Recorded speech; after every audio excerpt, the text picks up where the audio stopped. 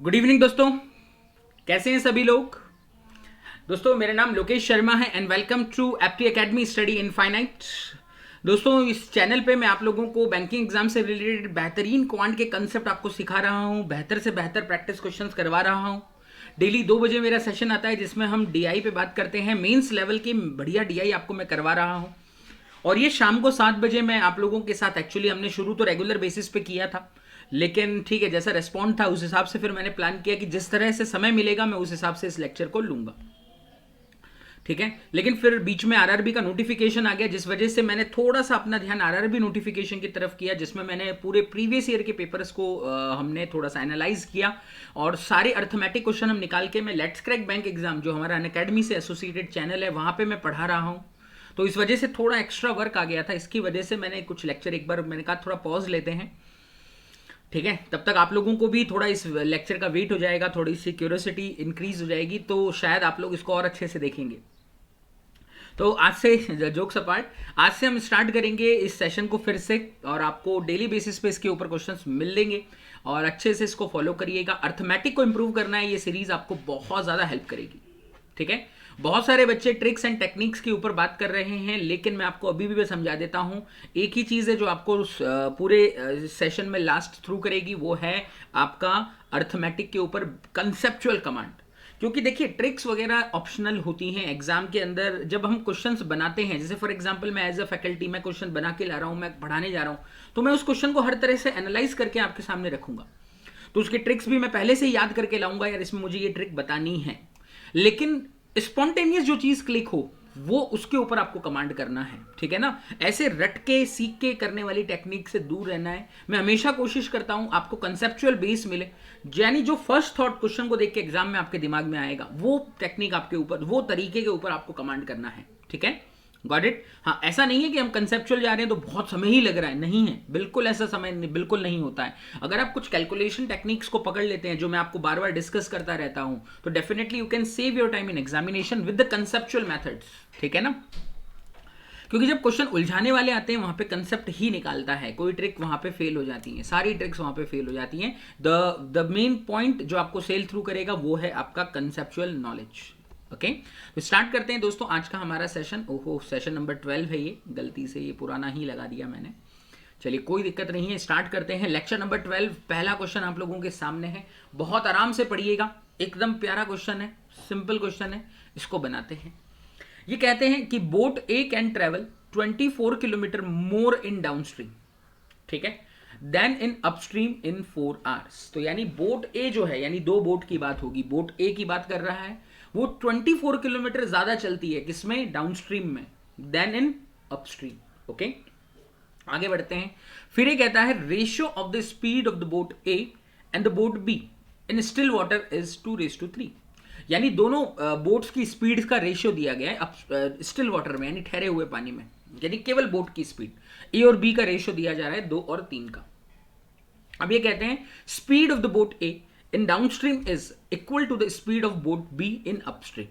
तो boat A का जो डाउनस्ट्रीम स्पीड है वो ए के बी के अपस्ट्रीम स्पीड के बराबर हो जाता है, मान ली ये बात भी। आगे बढ़ते हैं। फिर ये कहता है find the total time taken by boat A to travel 45 kilometre upstream and boat B to travel 63 kilometre downstream. तो देखिए अपस्ट्रीम डाउनस्ट्रीम, अगर आपको ये स्पीड चाहिए तो सबसे पहले तो बोट की दोनों स्पीड पता होनी चाहिए, उसके बाद करंट का स्पीड भी पता होना चाहिए, तभी आप अपस्ट्रीम डाउनस्ट्रीम डिसाइड कर पाओगे।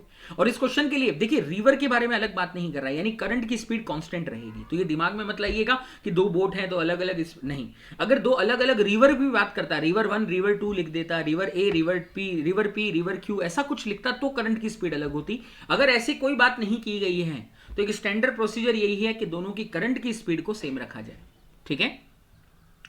अब इसके सॉल्यूशन के ऊपर बात करते हैं। तो देखिए इसका एक जो ऑप्शन है, इसका जो आंसर है, जिसको दिख गया उसको बन जाएगा, जिसको नहीं दिखा वो उलझ जाएगा इक्वेशंस में, ठीक है ना, इक्वेशन के जाल में उलझ जाओगे। देखो जिसको समझ गया वो बना देगा इसको, एक ही स्टेटमेंट के अंदर इसका आंसर छुपा हुआ है, वो स्टेटमेंट पहला है।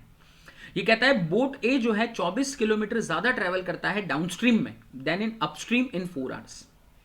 बात समझिएगा, डाउनस्ट्रीम में 24 किलोमीटर ज्यादा चल रहा है 4 घंटे में, यानी दोनों में 4-4 घंटे चलेगा, तो डाउनस्ट्रीम में 24 किलोमीटर ज्यादा चलेगा।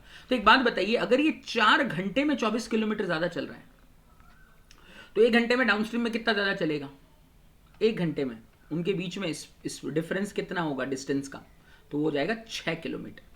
तो यही इसकी स्पीड का डिफरेंस भी हो जाएगा। भाई 1 घंटे में इन दोनों की डिस्टेंस में 6 किलोमीटर का फर्क है, तो यानी इन दोनों की स्पीड में डिफरेंस भी 6 किलोमीटर का ही हो जाएगा। तो एक बात बताइए, अगर आपके पास डाउनस्ट्रीम और अपस्ट्रीम का डिफरेंस है तो उससे आप करंट की स्पीड निकाल सकते हैं कि नहीं? आधा कर दीजिए। जो आपका डाउनस्ट्रीम और अपस्ट्रीम का डिफरेंस है उसको अगर हम आधा कर दें तो हमें करंट की स्पीड मिल जाती है, which is 3 kilometre per hour. हाँ या ना, जल्दी से बताइए। फिर से एक बार एक्सप्लेन कर देता हूं ये हुआ क्या है। देखिए ये कह रहा है बोट ए जो है 24 किलोमीटर ज्यादा चलती है डाउनस्ट्रीम में, यानी ये डिस्टेंस की बात कर रहा है। कितनी देर में? अपस्ट्रीम के मुकाबले 4 घंटे में। यानी 4 घंटे डाउनस्ट्रीम चलेगा और 4 ही घंटे अपस्ट्रीम चलेगा, लेकिन डाउनस्ट्रीम में वो 24 किलोमीटर ज्यादा चलेगा। तो देखिए कॉमन सेंस से डाउनस्ट्रीम की स्पीड ज्यादा होती है तो वो ज्यादा ही ट्रेवल करेगा। तो 4 घंटे में कितना ज्यादा ट्रेवल कर रहा है? 24। तो 1 घंटे में कितना ट्रेवल करेगा? 6 किलोमीटर ज्यादा। यानी दोनों के बीच में 1 घंटे में ट्रेवलिंग डिस्टेंस जो है 6 किलोमीटर का डिफरेंस रखता है, यानी यही इनकी स्पीड का भी डिफरेंस हो जाएगा। तो यानी दोनों की स्पीड का डिफरेंस 6 किलोमीटर प्रति घंटा हो जाएगा। Are you okay with that? यानी करंट की जो स्पीड होगी तो वो डिफरेंस की आधी हो जाती है, यानी 3 किलोमीटर पर आवर हो जाएगा। v यानी करंट का speed will be 3 kilometre per hour. ये हो जाएगा, हाँ या ना? जल्दी से इतना बताइए मुझे। Got it? आगे बढ़ने जा रहा हूं, ध्यान से समझना। फिर इसने एक हिंट दिया है कि दोनों बोट की स्पीड का रेशियो 2 और 3 है। इससे मुझे कुछ ज्यादा पता नहीं चलता है, मैं आगे बढ़ता हूं, ठीक है ना। फिर ये कहता है speed of the boat A in downstream is equal to the speed of the boat B in upstream. ये हमारे काम की लाइन है। डाउनस्ट्रीम स्पीड क्या होती है दोस्तों? बोट का स्पीड प्लस करंट का स्पीड। तो बोट की बी ए की स्पीड को मैं 2x मान लूं और करंट का स्पीड 3 है, और बोट बी का अपस्ट्रीम स्पीड, तो बोट बी का अपस्ट्रीम स्पीड, तो बोट बी का खुद का स्पीड 3x है, अपस्ट्रीम यानी -3। 3 इधर भेजिए, x इधर भेजिए, तो आपको x का वैल्यू 6 मिल जाता है। अगर x का वैल्यू 6 है यानी बोट ए का जो स्पीड होगा वो 12 हो जाएगा और बोट बी का जो स्पीड होगा वो 18 हो जाएगा। Are you okay with that part? जल्दी से मुझे बताइएगा हाँ या ना। दोनों बोट्स का स्पीड आ चुका है, करंट का स्पीड मिल चुका है, फिर ये क्वेश्चन आपके लिए एकदम मक्खन बन चुका है। 45 किलोमीटर अपस्ट्रीम लेके जाना है बोट ए को। बोट ए का स्पीड कितना है? 12 किलोमीटर पर आवर है, तो अपस्ट्रीम स्पीड -3 होगा यानी 9 रह जाएगा, तो 45/9 हो गया यानी 5 घंटे। बोट बी को 63 किलोमीटर डाउनस्ट्रीम ले जाना है। डाउनस्ट्रीम ये कितना है? 18 है, 3 ऐड करिएगा तो 21 हो जाएगा, तो 63/21। तो ये कितना बना? 3 बार, ये इससे गया 5 बार, तो 5 और 3 8 घंटे का समय लगेगा, 8 hours. So timing will be 8 hours. ठीक है, गॉट इट? मजेदार क्वेश्चन था। ओके, आई होप बहुत अच्छे से क्वेश्चन के साथ हम वापस आए हैं इस सेशन के साथ। आई होप समझ में आया होगा सभी को। एकदम आसान चीज है। देखो ये छोटे छोटे स्टेटमेंट्स है, इसके अंदर मेन जो कोर स्टेटमेंट था इस क्वेश्चन की, जो बैकबोन थी वो ये था कि भाई बोट ए जो है 24 किलोमीटर ज्यादा ट्रेवल करेगा डाउनस्ट्रीम में rather than upstream in 4 hours. तो यहां से जिसको क्लिक होगा, ये क्लिक होने के ऊपर होता है दोस्तों, पता सबको है, ये मैंने कई बार बताया है। अगर आप मेरे लेक्चर्स फॉलो कर रहे हैं, मैंने ये अप्रोच कई बार आपको बताई है, बट अगेन क्लिक होने के ऊपर होता है। और क्लिक किसके ऊपर डिपेंड करता है? आपने प्रैक्टिस कितना किया इन चीजों को। मैं हमेशा बताता रहता हूं वर्बली है ये चीजें। हाँ, ये क्वेश्चन लगभग जो है वर्बल बन सकता है। ये जो इतना भी लिख रहा हूं ये सिर्फ आपको समझ में आए इसलिए लिख रहा हूं, अदरवाइज इसमें सिर्फ लिखने वाली इक्वेशन केवल ये थी बस। बाकी पूरा क्वेश्चन वर्बली बनने वाला है। 24 किलोमीटर 4 घंटे का फर्क है, 1 घंटे में 6 घंटे का फर्क हो गया, 6 किलोमीटर पर आवर। स्पीड का डिफरेंस 6 यानी करंट की स्पीड 3। Got it? ये केवल पार्ट है जो लिख के हम x की वैल्यू निकाल लें तो 6 निकल जाएगा, यानी 12 और ये 18। तो अपस्ट्रीम बोट ए में ले जाना है 12 - 3 यानी 9, 9/45 यानी 5, तो 5 इधर हो गया। ये 63 और ये 18 आ चुका है, 18 + 3 21, ये 3 बार, तो 5 और 3 8। तो इस क्वेश्चन में लिखने लायक चीज सिर्फ और सिर्फ ये स्टेटमेंट है। बाकी पूरा क्वेश्चन अगर आपके कंसेप्चुअल बेस स्ट्रांग है तो आप ये आसानी से बना सकते थे।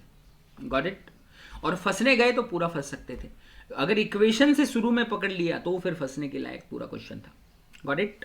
आगे बढ़ता हूं, अगला क्वेश्चन बहुत प्यारा क्वेश्चन है, ये भी बहुत प्यारा क्वेश्चन। इतनी कम इंफॉर्मेशन जब प्रॉफिट एंड लॉस के क्वेश्चन में हो जाए ना, समझ लो कुछ तो गड़बड़ है। पढ़ते हैं, पहले समझा देता हूं है क्या। देखिए, ये कहता है mark price of an article is 60% above the cost price. ये तो बहुत सिंपल सी स्टेटमेंट दी गई है कि भाई आपका जो मार्क प्राइस है वो आपके कॉस्ट प्राइस से 60% ऊपर है। तो यानी अगर मैं कॉस्ट प्राइस को 100 मान लूं तो मेरा मार्क प्राइस क्या हो जाएगा दोस्तों? ईमानदारी से बताइए, 160 होगा कि नहीं? हाँ, ये बात तो एकदम क्लियर है, इसमें तो कुछ ज्यादा है ही नहीं। प्रॉब्लम अगले स्टेटमेंट में। क्या है? ये कहता है if article is sold at D% discount, यानी इसको बेचा जा रहा है D% डिस्काउंट पे, डिस्काउंट दिया ही नहीं है कितना है बट D है, then loss occur on article is equal to the 40% of discount given. ठीक है, अब यहां पे कंफ्यूजन क्या हो सकता है मैं आपको बता देता हूं।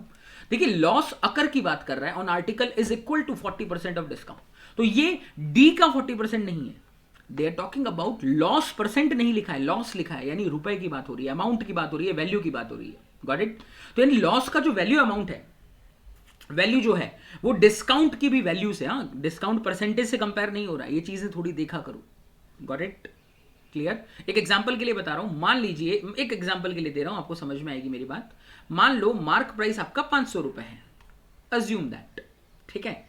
अब आप डिस्काउंट दे रहे हो 20% का, तो यानी आपने डिस्काउंट कितना दिया, बेसिकली 100 रुपए का, डिस्काउंट वैल्यू इज 100 रुपीज, तो यानी आपका जो लॉस होगा वो 40 रुपए होगा। इसका कहने का मतलब ये है, अगर ये परसेंटेज का 40% बोलता तो यानी इसका 20% डिस्काउंट है। मेरी बात समझिएगा, ये 20%, 20 का 40% तो 8% डिस्काउंट हो रहा होता अगर ये परसेंटेज का बोलता। तो बात समझ में आई? तो लेकिन ये 8%, अब आप इसकी वैल्यू नहीं बता पाते थे। क्यों नहीं बता पाते थे? क्योंकि जो लॉस होता है वो तो कॉस्ट पे कैलकुलेट होता है और आपके पास कॉस्ट है नहीं। बात समझ में आई है? तो यानी ये जो कंपेयर करवा रहा है, किससे करवा रहा है? अमाउंट से करवा रहा है। ये चीजें पकड़ना बहुत जरूरी होता है दोस्तों, ठीक है। आगे बढ़ता हूं, तो देखिए मान लीजिए हम डिस्काउंट को D% मान के ही चल रहे हैं, तो इसमें मैं कुछ नहीं कहना चाहूंगा, ठीक है। लेकिन एक चीज ये बताइए, डिस्काउंट को, सपोज डिस्काउंट वैल्यू की बात कर रहा हूं, तो आपका लॉस 40% है डिस्काउंट वैल्यू के। तो अगर एक बात बताइए, मैं डिस्काउंट वैल्यू को मैं 5x मान लूं, तो यानी मेरा लॉस वैल्यू 2x हो जाएगा? ये बताइएगा हाँ या ना। अगर मैं अपनी डिस्काउंट वैल्यू को 5x मान लूं, तो मेरा लॉस वैल्यू 2x हो जाएगा। डिस्काउंट परसेंटेज नहीं कह रहा हूं, again I am stressing on that. ठीक हो गया? Are you okay with that? हाँ, क्लियर है? जल्दी से मुझे बताइएगा हाँ या ना। एवरीवन, आगे बढ़ने जा रहा हूं, थोड़ा सा सपोर्ट करिएगा, ध्यान से समझिएगा जो चीज मैं बनाने जा रहा हूं, ठीक है। ये एक अजम्पशन हमने अपने यहां पे रखा हुआ है, ओके, गॉट इट? ये पार्ट क्लियर है ना सभी को? मैंने क्या कहा, डिस्काउंट अगर मेरा 5x है तो my loss will be 2x। Okay friends, आगे बढ़ा जाए। ध्यान से समझना अब जो मैं बताने जा रहा हूं, ठीक है। मान लीजिए डी की वैल्यू, डिस्काउंट परसेंटेज को मैं 5x% मान लूं। अब जो बताने जा रहा हूं थोड़ा कॉन्ट्राडिक्टरी है, ध्यान से समझ लेना। 5x%, ठीक है। चलो x नहीं लेते हैं, कुछ और ले लेता हूं मैं, d ले लेता हूं, 5d, ताकि आप ये कंफ्यूजन ना हो। ये अलग रखा है मैंने, ये सिर्फ समझाने के लिए लिखा है मैंने, याद रखिएगा।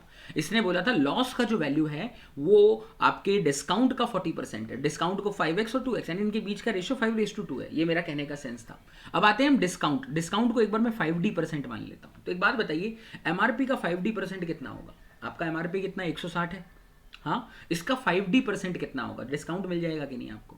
तो डिस्काउंट वैल्यू 5d%, मैं 5d% मानो, पर्पसली मान रहा हूं, वो बताऊंगा एंड में, आपको समझ में आएगा ऐसा क्यों मान रहा हूं, ठीक है।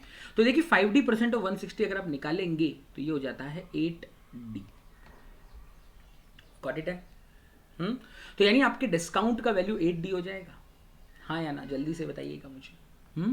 8d हो जाएगा, यानी आपका लॉस का वैल्यू इस हिसाब से कितना आना चाहिए, क्योंकि आपके डिस्काउंट और इसमें वैल्यू जो है वो 5 और 2 का रेशियो है ना। अगर ये डिस्काउंट 8d आ रहा है, यानी आपका लॉस का वैल्यू क्या होगा? 16/5, यानी 3.2d। ये बात समझ में आई है कि नहीं, ये बताइए मुझे आप। 3.2d, this will be your loss value. Clear है? जल्दी से मुझे बताइएगा हाँ या ना, ठीक है। अभी देखिए, कॉस्ट प्राइस और MRP को जो कनेक्ट करेगा वो है सेलिंग प्राइस। तो लॉस की वैल्यू भी निकल चुकी है और डिस्काउंट की वैल्यू भी निकल चुकी है, तो इक्वेट कर दें इनको, हम इक्वेट कर देते हैं। देखिए 100 लॉस हुआ है, तो यानी -3.2d इक्वल्स टू, यहां पे आते हैं 3.2d, यहां पे अगर हम आए तो ये बनाएगा आपका 160, selling price will be 160 -8d। ये इक्वेशन क्लियर हुई कि नहीं, ये बताइए। ये दोनों को हमने सेलिंग प्राइस के बराबर कर दिया है। देखिए सिंस लॉस हो रहा है, यानी selling price will be cost minus loss, तो लॉस की वैल्यू हम 3.2d निकाल चुके हैं। तो 100 - 3.2d इक्वल्स टू 160 - 8d। 8 को इधर भेज देते हैं, 100 इधर भेज देते हैं, तो ये इक्वल टल जाएगा 60 के। 100 8 को मैं इधर भेजूंगा तो 80 में से 3.2 चला गया आपका, तो यानी ये बचता है 4.8 D. Are you okay with that? ध्यान से समझिए, आपको डी का वैल्यू मिल जाएगा 60 अपॉन 4.8, पॉइंट ऊपर भेज देता हूँ। ये नंबर जो है क्लियरली 12 से जा रहा है, 12 से ये चला जाएगा 50 और ये गया 12 से 4, तो यानी आपको डी का वैल्यू 12.5 मिल जाता है। Value of D is 12.5। तो आपका डिस्काउंट कितना है? 5D है ना, आपने डी को क्या माना है? 5D। Got it? तो यानी 12.5 इंटू 5 कर देंगे, यानी 62.5%। ये मैंने बिल्कुल आराम से समझाया स्टेप बाय स्टेप, ऐसे क्वेश्चंस में क्या करना चाहिए। ठीक है, are you okay with that? Clear? Again ये समझ का क्वेश्चन है, मैं फिर से एक बार एक्सप्लेन करूंगा इसको ताकि आप लोगों को कोई कंफ्यूजन ना बने। ठीक है, ध्यान से सुनिएगा, मैं फिर से बता रहा हूं, फिर से देखिए। सबसे पहली चीज, सीपी और एमआरपी दोनों का रेशियो बहुत क्लियर है, 100 और 160। अब ये कहता है डिस्काउंट D% का दिया जा रहा है, मैंने इस D% को 5D मान लिया बस, ताकि क्या हो रहा है 5D क्यों माना है, इसका लॉजिक 10D भी मान सकते हो आप, कुछ भी ऐसा मान सकते हो, क्योंकि यहाँ 160 है, मुझे 0 हटाना था, सिंपल सी बात बता रहा हूँ। ठीक है ना? और इसने एक रिलेशन क्लियर दिया है कि डिस्काउंट वैल्यू और लॉस वैल्यू का रेशियो 5 और 2 है। डिस्काउंट वैल्यू, हाँ ये वैल्यू में, और डी ये जो है परसेंटेज में, 5D%। तो सबसे पहले मैंने इसको वैल्यू में बदलने की कोशिश की, इसको वैल्यू में बदला, तो 160 का 5D% कितना होगा? तो 160 का 5D%, तो ये आ जाता है 8D। Got it? तो ये 8D अगर है तो इसकी वैल्यू कितनी होगी? तो ये सॉल्व करेंगे तो आपको लॉस का वैल्यू 3.2D मिल जाएगा। तो कॉस्ट माइनस लॉस यानी सेलिंग प्राइस, तो selling price will be 100 minus 3.2D। MRP 160 minus, अगर डिस्काउंट कर दिया जाए, डिस्काउंट की वैल्यू कितनी आ चुकी है? 8D। बस सॉल्व किया, 4.8D इज इक्वल टू 60, यानी D इज इक्वल टू 12.5। अगर D का वैल्यू 12.5 आ गया, यानी ये डिस्काउंट की वैल्यू 5 इंटू D है, यानी 62.5%। अगर समझ है तो इतना ही कैलकुलेशन है इसके अंदर, कोई बहुत ज़्यादा नहीं है। मैंने पिछला वाला क्वेश्चन इसलिए समझाया था कि आप पूरा समझ सकें कि चीज़ें वर्कआउट कैसे करती हैं। आई होप क्लियर रहा होगा, समझ में आया होगा। बेहतरीन क्वेश्चन है, एग्जाम में उलझाने लायक क्वेश्चन है ये। एग्जाम में ये समय एक कंज्यूम कर जाता है आपका पूरा टाइम, अगर आप ढंग से इसको अप्रोच नहीं किए तो। ठीक है, हमेशा याद रखिए, लॉस या डिस्काउंट का ये परसेंटेज में कंपेयर करवाते देखा करो, वैल्यू का कंपैरिजन है कि परसेंटेज का कंपैरिजन है। लैंग्वेज अपने आप में बहुत क्लियर होती है, आपको समझना पड़ता है बस।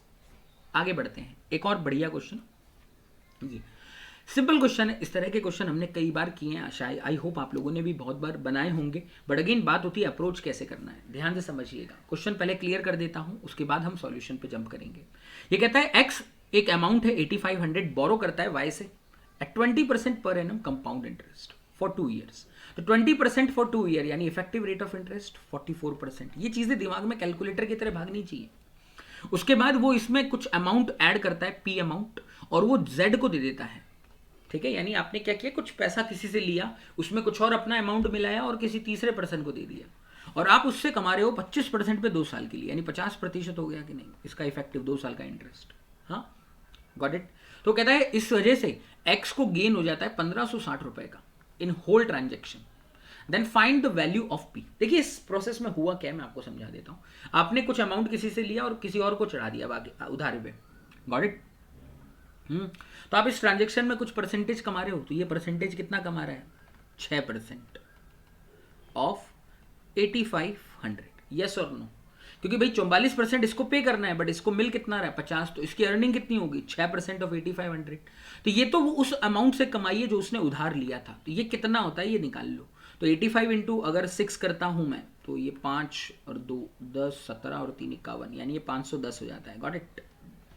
हाँ, लेकिन इसको इस बोरोड अमाउंट से तो कमाई 510 ही हो रही है, बट एक्चुअल कमाई कितनी हो रही है? 1560। कितना है डिफरेंस? लीजिए, तो 1050। Got it? तो ये कमाई इसको कहां से हुई है? वो अमाउंट जो इसने मिलाया था, और जो इसने अमाउंट खुद की जेब से मिलाया है, उसके ऊपर तो किसी को कुछ पे ही नहीं करना, तो उसके ऊपर होने वाली कमाई इसकी 100% प्रॉफिट होगी। जो इंटरेस्ट इसको मिल रहा है अपने वाले अमाउंट पे, वो पूरी तरह से उसी का इंटरेस्ट होगा। तो ये इसको इंटरेस्ट कितना मिल रहा है अपने अमाउंट पे? 1050। और ये किसके बराबर होगा? पूरे 50% के। तो 100% कितना है? सिंपल, 50 से ये गया 2 बार, 2 इंटू 1050 यानी 2100 रुपए। सो आंसर इज 2100। सिंपल, इससे आसान बढ़िया क्वेश्चन आपको और कुछ नहीं दिखेगा। Got it? समझ में आ गया दोस्तों? इस तरह के क्वेश्चन हमने कई बार किए हैं, याद रखा करो, ये देखा करो, इंपॉर्टेंट होते हैं ये क्वेश्चन, ठीक है? Got it? इसको अगर डिफिकल्ट बनाना है, टफ बनाना है, लेंथी बनाना है, बस वैल्यू का खेल है दोस्तों। अगर मैं सिंपल इंटरेस्ट को थोड़ा सा इस तरह का कर दूं, जो पूरी तरह सिंपल इंटरेस्ट ना देके यहाँ भी CI लगा देता, 20 के बजाय 18 कर दे, यहाँ 24 कर दे, बन गया अपने आप calculative question. Same process will be calculative, लेकिन आपको समझदारी से इस तरह के क्वेश्चन में जाना होता है, ठीक है? Got it? I hope clear रहा होगा। आगे बढ़ते हैं, अगला क्वेश्चन। ये क्वेश्चन बहुत प्यारा है दोस्तों, ये भी प्रॉफिट एंड लॉस के ऊपर ही है, बहुत बढ़िया क्वेश्चन है, इसको आराम से समझेंगे, पढ़ेंगे क्या है कैसे है। ये कहता है shopkeeper marked an item 25% above it's cost. तो एक शॉपकीपर जो है, एक आइटम का जो मार्कअप है वो कितना करता है, 25% कर देता है, ठीक है ना? आगे बढ़ते हैं।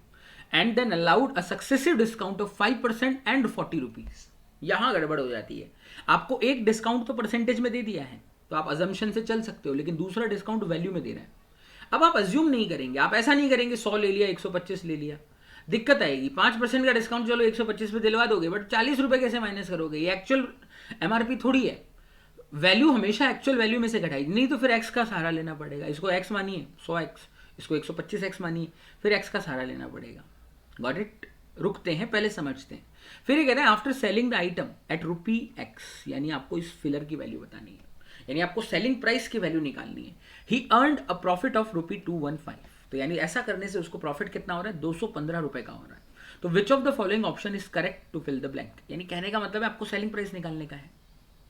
अब देखिए इस तरह के क्वेश्चन को अटेम्प्ट कैसे करते हैं, आपको मैं ये चीज समझा देता हूं, ठीक है? सबसे बढ़िया तरीका है ऑप्शन से जाने का, सबसे बढ़िया तरीका, क्योंकि अगर आप इसमें इक्वेशन बनाओगे थोड़ा सा लेंदी खिंच सकता है। ऑप्शन से आपको चीजें बहुत क्लियर हो जाएंगी। मैं मानता हूं ऑप्शन से भी ऐसा नहीं है कि एकदम से हो जाएगा, समय लग सकता है, लेकिन option is the best way to go in that kind of question. कैसे उठाना शुरू करते हैं? 1325 अगर सेलिंग प्राइस है, प्रॉफिट 215 का हो रहा है, तो कॉस्ट निकाली जा सकती है? जल्दी बताओ, हाँ या ना? 215 अगर मैं इसमें से माइनस कर देता हूं तो ये आता है 1110। इस पे 25% लाने के लिए आपका वैल्यू डेसिमल में जाएगा, तो फिर तो खतरनाक है, तो ये किसी काम का नहीं मेरे। क्यों? क्योंकि देखिए एक तो आप 5% का डिस्काउंट दे रहे हो, तो इसकी वजह से भी डेसिमल में जाएगा। ऑलरेडी MRP अगर डेसिमल में है तो फिर तकलीफ क्रिएट होगी, क्योंकि 40 रुपए दे के फिर, क्योंकि सेलिंग प्राइस भी इस कंडीशन में फिर डेसिमल में आएगा, तो यानी ये गलत आंसर है, इसको नहीं चेक करूंगा। आगे बढ़ता हूँ, 1445 माइनस 215 करके देखते हैं। तो 45 में से 15 गया यानी 30, 14 में से 2 गया यानी 12, तो ये भी वही बात होगी। 1230 का 1/4 लेना है, 1/4 अगर आप लेंगे तो ये 4 से नहीं जा रहा है, ठीक है? ये रीजन क्या, क्यों कह रहा हूँ 25% होगा? देखिए MRP आपको डेसिमल में मिल जाएगा, 0.5 समथिंग है ना। जब आप 5% डिस्काउंट दोगे, 5 में भी तो फिर 100 है, फिर ये डेसिमल और आगे खिसकेगा। फिर 40 रुपए का डिस्काउंट दोगे तो -40 होगा, तो लेकिन डेसिमल बना रहा ना सेलिंग प्राइस में, तो यानी ये ऑप्शन भी मैं नहीं लेके जाऊंगा। देखो ये सेंस चाहिए होता है बस।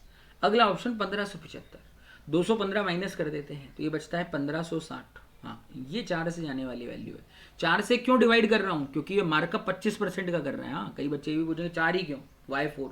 भैया आप मार्कअप 25% का कर रहे हो, एक्चुअली ये माइनस कर रहे हैं ना 1575 में से 215, ये आपको CP दे रहा है, दिस इज योर कॉस्ट। 1560 आपका कॉस्ट आ रहा है, मार्कअप इसके ऊपर 1/4 किया जा रहा है, यानी 25% का। 4 से डिवाइड किया 3 बार, 3 बचाएगा 90। Got it? तो आपका MRP कितना आएगा? तो 90 और 60 50, 1950 आपका MRP आ गया है। अब आप डिस्काउंट दे रहे हो 5% का, गॉट इट? अब देते हैं, तो डिस्काउंट 5% का दे रहे हैं, 950 का 5%, 0 से ये 0 कट होगा, ये इससे गया, हाँ ये भी गड़बड़ हो रहा है। 2 successive discount of 5% and ₹40 on its marked price. Okay, wait, 5%, 1560 का 1/4 किया, 3 12, 3 ही बचा, ये आ गया 390, 1950 इज योर MRP। पहला डिस्काउंट 5% का, ओके, 195। पूरी वैल्यू देना चाहिए था यार, रुको एक सेकंड, कुछ तो गड़बड़ हो रही है। -15, हाँ हाँ गड़बड़ यहाँ है दोस्त। ठीक है ठीक है ठीक, मुझे लग रहा था।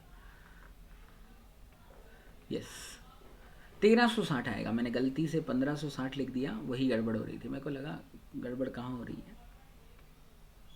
चलिए तो यहाँ पे जो वैल्यू आएगी दोस्तों वो 1360 होगी। अब इसको डिवाइडेड बाई 4 कर देते हैं, तो डिवाइडेड बाई 4 करने से ये जाएगा 3 बार 1 40 340। गॉट इट, ये आपका मार्कअप हो गया। ऐड करिए 1360 में ये, तो ये आएगा आई थिंक आपका 1700। गॉट इट, 1700 में 5% का डिस्काउंट दीजिएगा, तो 5% 1700 का बन जाएगा आपका 85, और दूसरा डिस्काउंट 40 का ही, यानी ओवरऑल डिस्काउंट कितने का हो गया 125 का। 1700 में से 125 घटाइएगा तो ये आपको 1575 दे देगा। गॉट इट, हाँ वो मैंने गलती से 1360 की जगह 1560 लिख दिया, मैं वही सोच रहा था गड़बड़ क्यों हो रहा है। गॉट इट, तो आपको अपना आंसर मिल गया। तो इस तरह के क्वेश्चन में ऑप्शन से जाना इज द बेस्ट वे। लेकिन हाँ आपको ऑप्शंस को स्ट्राइक आउट करते भी आना चाहिए कि भाई ये नहीं होगा, इस वजह से नहीं होगा, ठीक है ना, क्योंकि वो डेसिमल में जा रही थी चीजें। आगे बढ़ते हैं, अगला ये कहता है if the ratio of the diameter of the sphere, height of a cone and radius of the base of the same cone is 21, 14 and 9। यहाँ पे नोटिस करा करो, डायमीटर दे रहा है कि रेडियस दे रहा है। कई बार पढ़ने में जल्दबाजी में गलतियां हो जाती हैं और वो फिर भारी पड़ती हैं। तो यहाँ डायमीटर ऑफ स्फीयर दिया जा रहा है 21 है, ठीक है, रेशियो में। हाँ फिर उसके बाद इसने एक और हिंट दिया है कि radius of the sphere is 21। तो स्फीयर का रेडियस 21 है, यानी डायमीटर विल बी 42, यानी इनका कॉमन फैक्टर 2 हो जाएगा। तो 42, 28 और 18, समझा। ये कोन की हाइट और रेडियस है, ठीक है, और ये रेडियस स्फीयर की है।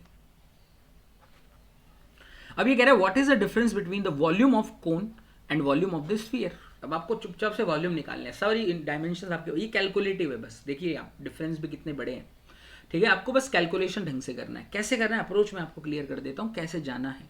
देखिए स्फीयर का वॉल्यूम क्या होगा, तो वो होता है 4/3 pi r cube. Are cube यानी 42 का क्यूब, 42 का क्यूब। गॉट इट, माइनस कोन का वॉल्यूम क्या होता है, तो कोन का वॉल्यूम होता है 1/3 of pi r square h, r square. Radius कितनी है इसकी 18, यहाँ आएगा 18 का स्क्वायर इंटू हाइट। हाइट कितना दिया है 28। गॉट इट, हाँ अब इसको सॉल्व कर देते हैं, तो ध्यान से करेंगे इसको। देखिए 7 या 21, 42 गया 2 बार, ठीक हो गया। 7 या 21, 42 से गया 2 बार। अब आपको इन सबको कैलकुलेट करना है। माइनस 1/3 और ये, तो ये 3 से गया 6 बार, 7 से 28 गया आपका 4 बार। Got it, clear. हो सके तो कुछ कॉमन ले लो, अब लेना, ठीक है। पहले मैंने नहीं लिया, पहले चाहते हम ये भी ले सकते थे 22/7 में। पहले क्या दिक्कत हो जाती थी, फिर ये कटते नहीं थे फिर जल्दी से, और अंदर 42 का क्यूब रहता था। 42 का क्यूब बहुत बड़ी वैल्यू हो जाती है, तो मुझे उसको कट करना बहुत ज़रूरी था, इसलिए मैंने पहले कॉमन नहीं लिया। अब कॉमन ले सकते हैं। जैसे नोटिस करिए 22 कॉमन है, 4 भी इन दोनों में कॉमन है, 22 और 4 ले लूँ बाहर। इससे थोड़ा कैलकुलेशन आपका हल्का होगा, बहुत ज़्यादा नहीं बट थोड़ा तो हल्का होगा। देखिए 42 का स्क्वायर 42 का स्क्वायर ले सकते हो, निकालने का तरीका आप सभी को पता होता है। 42 में से 25 माइनस करने का 17, और 8 का स्क्वायर लास्ट में 64, 1764 इंटू 2। गॉट इट, माइनस यहाँ पे अगर हम बात करें 22 और 4 जा चुका है, तो 6 इंटू 18 कितना होता है 108। नाउ टेक द डिफरेंस, तो ये हो जाएगा 8 2 1 3528 माइनस 108। डिफरेंस लिया, 28 में से ये गया 20, 35 में से 1 गया 34 इंटू 22 इंटू 4, इतना ही बैठ रहा है।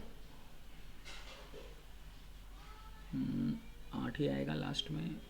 18 इंटू 6, 18 इंटू 6 निकल के आएगा 108 ही आएगा। यस ठीक है, सॉल्व कर देंगे। तो 22 से पहले 22 से मल्टीप्लाई कर देते, वैल्यूज छोटे हैं, 3 4 2 0, 4 कैरी 88 और 4 92, 2 9 कैरी। उसके बाद आगे गए तो 92 और 66 और 9 75, तो 75240 इंटू 4 और कर देंगे, तो ये बन के निकलेगा आपका। बहुत ही बड़ी वैल्यू निकाल रहा है तो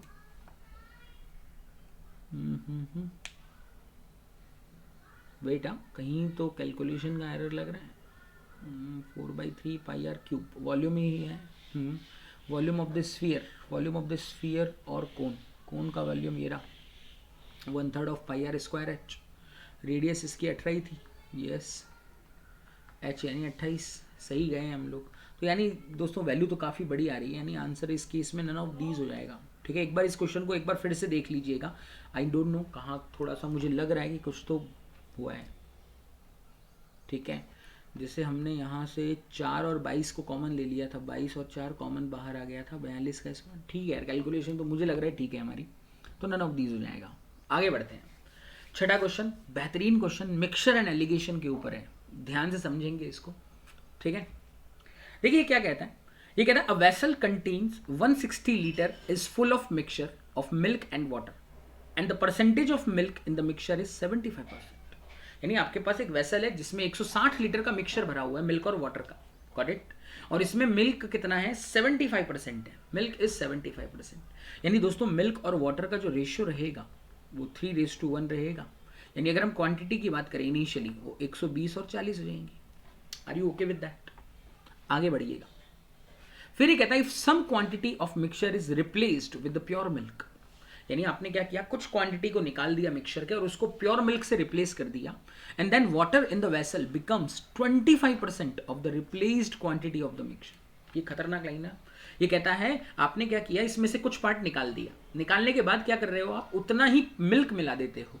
तो वो कहता है फाइनल मिक्सचर जो बना है उसमें जो पानी रह गया, अभी वाटर रह गया है, वो रिप्लेस्ड क्वांटिटी का 25% हो जाएगा। तो जो क्वांटिटी आपने निकाला था उसका 25% रह जाता है। ठीक है, फिर ये कहता है बताइए quantity of milk removed from the mixture is what percent of the capacity of the vessel. अब ध्यान से समझिएगा, देखिए अगर आप मिक्सचर में से कुछ पार्ट निकालते हो तो निकलेगा भी उसी रेशियो में जिस पार्ट में इनिशियल क्वांटिटी थी। आपका इनिशियली किस रेशियो में था, मिल्क और वाटर 3 और 1 में था। तो जब आप मिक्सचर निकालोगे तो वो भी 3 और 1 के रेशियो में ही जाएगा। तो मान लीजिए रिप्लेस्ड क्वांटिटी में 4x मान लो एक बार, रिप्लेस क्वांटिटी को मैं 4x मान दूं, भाई इधर से निकलेगा फिर 120 माइनस 3x और वाटर निकलेगा 40 minus x। Are you okay with that? इस स्टेटमेंट से आप ओके हैं क्या? जल्दी से मुझे बताइएगा, यस और नो। आपने कुछ पार्ट निकाला, कितना निकाला मुझे नहीं पता, मैंने रिप्लेस क्वांटिटी को 4x मान लिया। 4x क्यों मान रहा हूं, क्योंकि रेशियो 3 और 1 है, 3 और 1 4, ताकि डेसिमल में ना जाना पड़े, नहीं तो 0.75x 0.25x इस सब चक्रों में नहीं। 4x मैंने रिप्लेस क्वांटिटी मान लिया। Are you okay with that? ये पार्ट समझ में आ गया कि नहीं, जल्दी से मुझे बताइएगा। अब वापिस से बढ़ते हैं।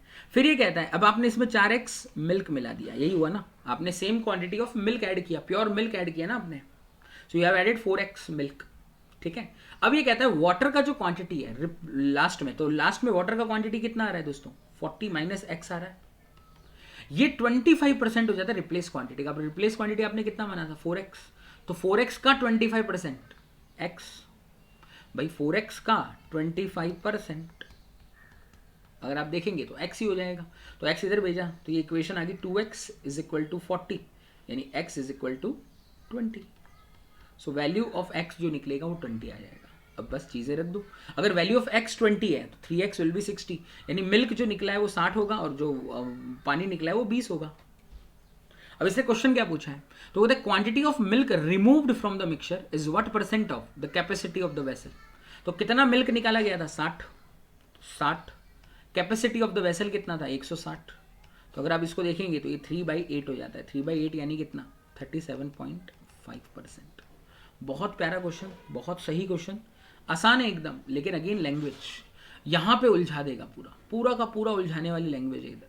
अगर आप ढंग से पढ़ के निकल गए तो बन जाएगा, नहीं निकले तो इसी में उलझ जाओगे। करेक्ट, फिर से एक बार क्लियर कर रहा हूँ, ध्यान से सुनिएगा क्या हुआ है। यहाँ पे कहता है आपके पास मिल्क और वाटर का एक मिक्सचर है, इसमें मिल्क और वाटर का रेशियो 3 और 1 है। ठीक है, 75% मिल्क है, यानी 3 और 1 का रेशियो हो गया, और टोटल क्वांटिटी 160 दी गई है आपको, दी गई है, तो ये 120 और 40 बन जाएंगे। ये कहता है इसमें से कुछ पार्ट निकाला गया, तो निकाला गया पार्ट, रिप्लेस पार्ट को मैंने 4x मान लिया, उस क्वांटिटी को, जो क्वांटिटी हम रिप्लेस कर रहे हैं उसको हमने क्या अज्यूम कर लिया है दोस्तों, 4x कर लिया है। तो 4x में से फिर मिल्क कितना निकलेगा, इनका रेशियो 3 और 1 है, तो मिल्क 3x निकलेगा और वाटर -x निकलेगा, तो ये -3x और ये -x। अब आपने 4x मिल्क मिला दिया, तो ये आपकी फाइनल क्वांटिटी ऑफ मिल्क होगी और ये फाइनल क्वांटिटी ऑफ वाटर हो चुकी है। ये पार्ट समझ में आ गया। अब इसने हिंट दिया है जो फाइनल मिक्सचर के अंदर वाटर है ये, यानी ये 25% है of the replaced quantity. Replaced quantity 4x था, उसका 25% यानी 1x। तो यानी 40 minus x is equal to x हो जाएगा। तो x इधर भेजेंगे, 2x इज इक्वल टू 40 यानी x इज इक्वल टू 20। तो x की वैल्यू अगर 20 है तो पानी अगर 20 निकाला गया है तो मिल्क 60 निकाला गया होगा। तो इसने यही कहा है निकाला गया मिल्क का क्वांटिटी ओरिजिनल कैपेसिटी का कितना प्रतिशत है। तो 60/160, 3/8 यानी 37.5%। Got it? Very good. अगला question again language based question है, इसके अंदर कुछ भी डिफिकल्ट नहीं है। इस तरह के क्वेश्चन हमने n number of time attempt किए हैं, ठीक है।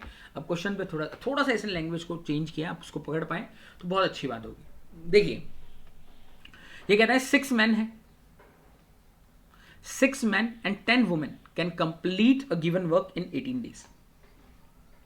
तो देखिए जब भी मिक्स वर्किंग होती है हम क्या कोशिश करते हैं, 18 का मल्टीप्लाई इन दोनों में कर देते हैं, क्योंकि भाई टोटल वर्क जो होता है एफिशिएंसी इनटू टाइम होता है। तो ये हमारी एफिशिएंसी है, 6 मैन काम कर रहे हैं, 10 वुमेन, ये हमारी एफिशिएंसी है, और 18 में मल्टीप्लाई कर दीजिए बस। तो यानी ये इक्वेशन क्रिएट होती है दोस्तों 108 मैन प्लस 180 वुमेन। ये बात समझ में आ गया? आगे बढ़ते हैं। फिर ये कहता है if 5 more man joined them, अगर यानी उनको 5 वुमेन और ज्वाइन कर ले, यानी कितनी हो जाए 15, so then they could finish 2/3 of the work in 10 days। तो देखिए दोस्तों 2/3 काम अगर 10 दिन में हो रहा है, 2/3 काम अगर आप 10 दिन में कर रहे हो तो पूरा काम 15 दिन में करोगे। क्योंकि भाई अगर आपका वर्क 3 है तो 2 काम करने में आपको 10 दिन लग रहे हैं, तो पूरा 3 काम करने में कितने दिन लग जाएंगे? 15 दिन। सिंपल सा लॉजिक। तो यानी पूरा काम 15 दिन में होगा। अब देखिए मैन कितने हो जाए, अभी भी 60, 6 मैन है, 6 × 15 कर दीजिए अभी आप, तो 90। वुमेन 15 हो चुकी हैं, तो 15 × 15 यानी 225। अब मैन एक जगह वुमेन एक जगह, तो मैन इधर ले आते हैं, तो 108 माइनस 90 यानी 18 है। 180 उधर जाएगा तो माइनस हो जाएगा, तो यानी 45 वुमेन। 9 से गया 2 बार और 5 बार। तो इक्वेशन को जिस तरह से हमारी एफिशिएंसी की 2 man is equal to 5 women. ये पार्ट क्लियर रहा। आगे बढ़ते हैं। ये कह रहा है find the time taken by 30 children to finish the same work. यानी यही काम अगर 30 चिल्ड्रन करेंगे, अब चिल्ड्रन अलग आ गए, मैन और वुमेन पे बात हुई थी, अब चिल्ड्रन दे दिया, बट इसने एफिशिएंसी को कनेक्ट किया है। कैसे? कहता है women are 20% more efficient than children. Women का जो एफिशिएंसी है, देखिए यानी वुमेन और चिल्ड्रन की एफिशिएंसी का रेशियो, वुमेन और चिल्ड्रन की एफिशिएंसी का रेशियो 6 और 5 होगा। ऐसी बात कर रहा है, यानी इसका कहने का मतलब ये है 5 women is equal to 6 children. 5 women cross हो जाते हैं, 5 women is equal to 6 children. Got it? देखिए 5 वुमेन जो है 2 मैन के बराबर है, और 5 वुमेन ही 6 चिल्ड्रन के बराबर है। तो या तो आप सबको चिल्ड्रन में बदल दो या वुमेन में बदल दो। तो हम क्या करते हैं, ये जो 30 चिल्ड्रन दे रहा है, 60 चिल्ड्रन, इसको हम वुमेन में बदल दें 30 चिल्ड्रन। तो देखिए 6 चिल्ड्रन 5 वुमेन के बराबर है, 30 चिल्ड्रन 25 वुमेन के बराबर होंगे। Are you okay with that? यहां से हम भी मैन को वुमेन से रिप्लेस कर देते हैं, तो 2 मैन 5 वुमेन के बराबर है, तो 6 मैन यानी 15 वुमेन के बराबर हो जाएंगे। तो 15 + 10 यानी 25 वुमेन। तो 25 वुमेन कितने दिन में काम कर रही हैं? 18 दिन में। तो 25 वुमेन, ये भी 25 ही निकल के आ रहा है दोस्त, ये तो बहुत ही आसान हो गया, फिर 18 ही आंसर है। So answer is 18 days। Are you okay with that? तो नॉर्मल क्वेश्चन था, एकदम बढ़िया क्वेश्चन था, थोड़ा सा ट्विस्ट किया गया था यहाँ, 2/3 वर्क एंड ऑल। अगर ये चीज़ें अगर आप हैंडल कर सकते हो, अगर आप समझ के कर सकते हो, तो it means you are on the right track, एकदम सही तरीके से जा रहे हो, और ये चीज़ों को ऑब्जर्व करने की ज़रूरत है। ठीक है दोस्तों, क्लियर? तो आज का सेशन इस तरह से होता है, 7 क्वेश्चन आज के मैंने कवर किए। ओके, तो फॉलो करते रहिएगा और सब्सक्राइब कीजिएगा हमारे चैनल को, ताकि ज़्यादा से ज़्यादा लोग हमारे इस चैनल के साथ जुड़ सकें और उन तक हमारा कंटेंट, वैल्यूएबल कंटेंट उन तक पहुंच सके। तो दोस्तों टोटली फ्री कंटेंट है, इतना अच्छा कंटेंट दे रहा हूँ, एकदम पेड, किसी भी पेड बैच के बराबर का कंटेंट है, ठीक है ना। तो आप लोग बस इसको फॉलो करो, शेयर करो जितना हो सके। जिस भी फेसबुक के साथ आप जुड़े हो, पेजेस के साथ में, तो प्लीज़ वहाँ पे इसके लिंक अगर डाल दोगे, रादर देन स्क्रीनशॉट शेयर करने से बेटर है कि आप प्लीज़ लिंक शेयर कर सकते हैं, क्योंकि काफ़ी सारे बच्चे काफ़ी सारे फेसबुक पेज पे जुड़े होते हैं, कहीं ना कहीं किसी न किसी एग्जाम से रिलेटेड फेसबुक पेज होते हैं। ठीक है, सजेस्ट कीजिए अपने दोस्तों को कि भाई आइए इस चैनल को देखिए, यहाँ पे बेहतरीन और क्वालिटेटिव कंटेंट पढ़ाया जा रहा है, ठीक है ना। प्लस मेरे पेड बैचेस जो आप सभी को पता है अनअकैडमी पे रन हो रहे हैं, अगर आपको ज्वाइन करना है तो आज ही ज्वाइन कीजिए। अगर कोई भी डाउट है, मैंने आपको अपना कॉन्टैक्ट नंबर भी दे के रखा हुआ है, टेलीग्राम पे भी आप मुझे पा सकते हैं। ये मेरे ग्रुप्स हैं, अगर आप यहाँ पे भी जुड़ के मुझे अगर आप पिंग भी कर देंगे, you will directly contact me with me. और अगर आपको बात करना है, कुछ क्वेरी है, then you can call me up on this number, ठीक है। This is my number. आप इस पर व्हाट्सअप, टेलीग्राम, कॉल एकदम लास्ट रखिए। कॉल जनरली मैं नहीं उठा पाता हूँ, फिर आप बोलेंगे सर मैंने कॉल किया था आपने उठाया नहीं, ठीक है। व्हाट्सअप भी और ये भी मैं इमीडिएट कभी कभी नहीं कर पाता हूँ, क्योंकि दिन भर मैं पढ़ाने और कंटेंट में बिजी होता हूँ, तो शायद क्योंकि उस टाइम पे फिर मोबाइल टच किया ना, फिर पूरा ध्यान मोबाइल में चला जाता है, ठीक है ना। जिस तरह से आपके साथ हो जाता है कि पढ़ने बैठे और मोबाइल में घुस गए, तो फिर वैसा हमारे साथ भी हो जाता है कई बार, बहुत सारी चीज़ें पेंडिंग होती हैं, ठीक है ना। Got it. तो इसीलिए बस रिक्वेस्ट करूँगा, टच जरूर करूँगा, ऐसा नहीं है कि बिल्कुल इग्नोर ही कर दिया जाएगा, ऐसा कुछ नहीं होगा, बात ज़रूर होगी, ठीक है। Got it. तो प्लीज़ शेयर कीजिए आप ज़्यादा से ज़्यादा अपने दोस्तों के साथ में, ताकि और भी लोग हमारे साथ इस चैनल पे जुड़ सकें। अब हम लोग बहुत ही जल्द 10,000 सब्सक्राइबर के नज़दीक हैं, तो देखते हैं आगे जल्दी ग्रोथ आगे बढ़े, आप लोगों के ऊपर है, बस कंटेंट तो हम अपने तरफ से बहुत बढ़िया दे ही रहे हैं, ठीक है। चलिए, तो आज के लिए इतना ही रखते हैं दोस्तों, bye bye, have a great day.